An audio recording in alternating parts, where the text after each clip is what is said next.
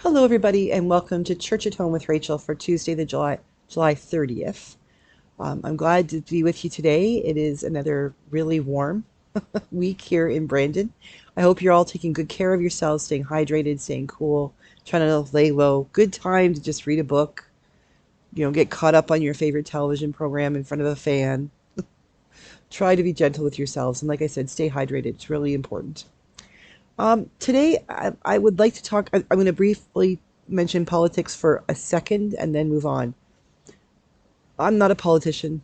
I don't understand the ins and outs of it really well.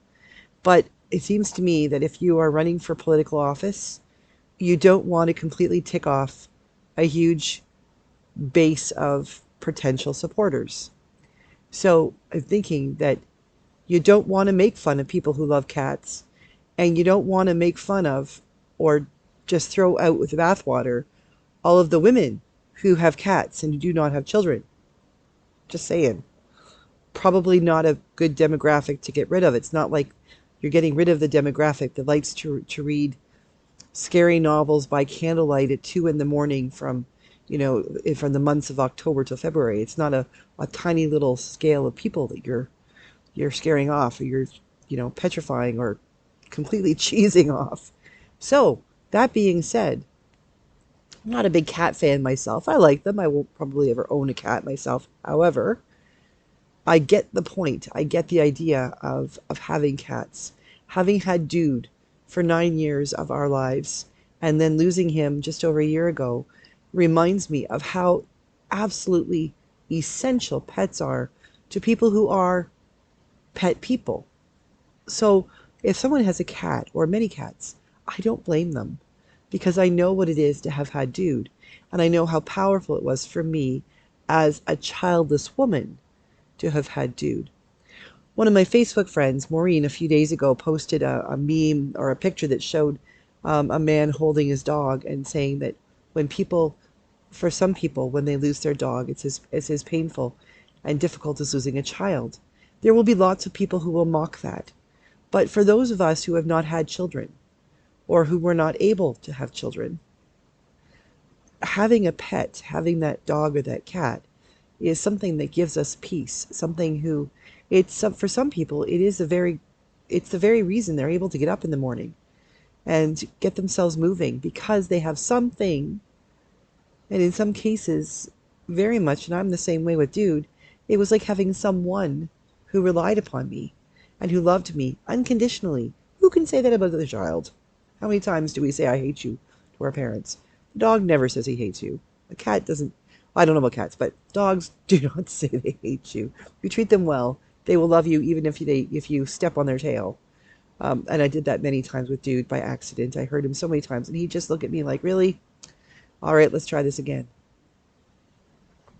There is something about our animals that make us human for those of us who are pet people.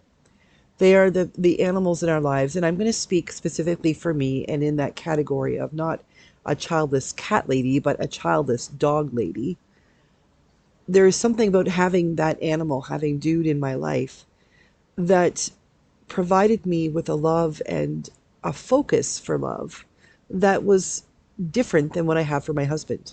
I am not an unmarried childless dog woman, dog lady. I have my husband, who is my best friend, who's my helpmate. He is the cook of my meals. He is the person who laughs at my jokes. He's the person who doesn't laugh at my jokes, which is also a good thing. He is the person who reminds me that I am loved and that I am loved by God and him. But I am also aware that there are aspects of life that your spouse cannot be responsible for being your whole world. And for some people, their children take that place up. That fills their void, that helps them to recognize that they are necessary and that they are important and that they have meaning in their lives, that they have someone they can take care of, someone who will love them back, someone with whom they can plan and live a life. Well, for me, that was my dog. I cannot have children. And 9 times out of 10, that doesn't bother me. Most of the time, I don't think much about it, especially with my role as priest and then as bishop. There are so many things that had I had children, I would not have been able to do, including, I think, probably becoming a bishop. So I do not question God's plans. I do not suggest that I don't think that God specifically sent me out to not have children.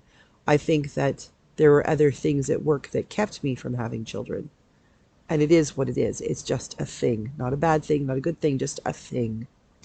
But the fact is that I have love to give, and I have had those parts of my life that I needed to express to more than just my husband. And my dog Dude did that for me. It was so beautiful to know that even when Rob was gone, if he was deployed or he was in the field, I could come home and there would be Dude looking out the window, sitting up in the chair, waiting for me to come home, and then just wagging his little wiggly butt around and waiting for me to go out and play the frisbee with him and do all those things that reminded me that I can come out of myself. The argument I had with a parishioner, the vestry report that was driving me crazy, that sermon that fell flat, or that sermon that sparked a lot of conversation, didn't have to be all of my identity. And I had a place and a time and someone in whom I could invest my time and my space to take me away from those other aspects of my life. There's nothing wrong with that. As a matter of fact, I think it's very healthy and life-giving for those of us who are so inclined. Not everyone is a pet person. Not everybody's a dog person. I get that. But when we start looking at society and making huge sweeping judgments about them by what they do or what they like or who they are, we run the risk of throwing people away like garbage. I mean, we can have our good standing jokes of, I like Montreal Canadiens, Rob likes Toronto Maple Leafs, never the two shall meet.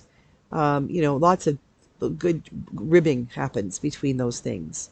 Same thing with football, any kind of sport, hobbies, things like that, that we gravitate toward those people who have things in common with us, and we share those things. But then there's something also fun about being able to bicker back and forth in good humor with people that we love and that we know and we trust when it comes to things like that. It's good to have those running debates, so to speak, with people who may or may not agree with us on certain more frivolous topics. Although some people would say the Montreal-Toronto debate is not a frivolous topic. But the idea being that we need to have people in our lives who see things similarly to us, and we need to be able to interact with people who see things differently than us is huge. If we lock ourselves into a little room or into a corner of society that is dictated by what we like and what we do, think about how small our society would be. For instance, I am Christian, and I have a very specific role in my vocation, in my job as a bishop. I am married to, I am married only once married to my husband. It will be 19 years soon. I have no children. I have stepchildren. I have had a dog, but I no longer have a dog. I love to read. I love hockey. I don't love baseball. You think about it, every time I say I like this or I don't like this, if I close my circle smaller and smaller because of those things, if I exclude myself from the rest of the world because of those things that identify me as who I am, then I'm going to be in a very tiny little corner with only about 3 or 4 other people. And I don't even know them yet. If we went on everything that we only knew if we only went with those, stayed with people who were exactly like us. Think about how incredible our world is when we can say to ourselves, I love to read, but I'm not really fond of science fiction. And yet I can have conversations with this person over here who loves science fiction. There's nothing wrong with that. As a matter of fact, my love of historical fiction might encourage them to read some, and their love of science fiction might encourage me to read some, because as we get to know each other, we'll get to figure out what can we share with one another. What kind or what author of science fiction might she like? What kind of historical fiction, what kind of author might they like? And we can share those things back and forth, and we find our world gets a little bigger. If I only hung around with people who had lost their dogs, think about how sad and lonely that little group would be. But if I expand my circle to include people who have dogs, then not only do I have more people in my circle, but I have a fix of petting a dog. And then if I expand my circle to include people who like cats, the same thing.